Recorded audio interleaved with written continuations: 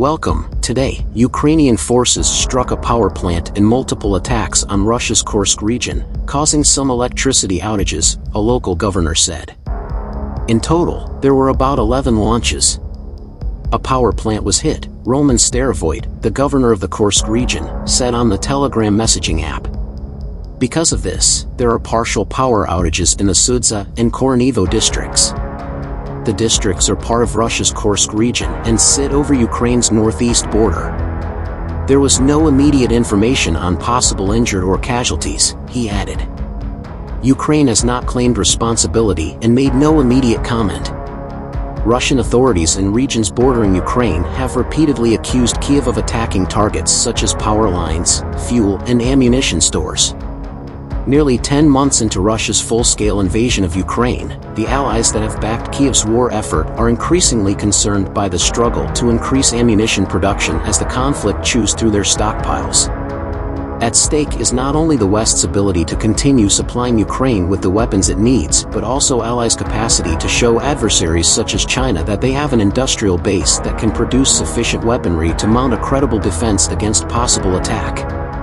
Ukraine has focused us on what really matters, William LaPlante, the Pentagon's chief weapons buyer, told a recent conference at George Mason University. What matters is production. Production really matters. After sending more than $40 billion of military support to Ukraine, mostly from existing stocks, NATO members' defense ministries are discovering that dormant weapons production lines cannot be switched on overnight. Increasing capacity requires investment which, in turn, depends on securing long-term production contracts. The U.S. has sent about a third of its stock of Javelin anti-tank missiles to Ukraine and a third of its stockpile of anti-aircraft Stinger missiles. But it has little prospect of being able to replace these quickly. There's no question that supplying Ukraine has put pressure on our defense industrial base, Colin Kahl, U.S. Undersecretary of Defense for Policy, said last month. The UK has turned to a third party, which it has declined to identify, to restock its depleted stores of NLAW anti-tank missiles.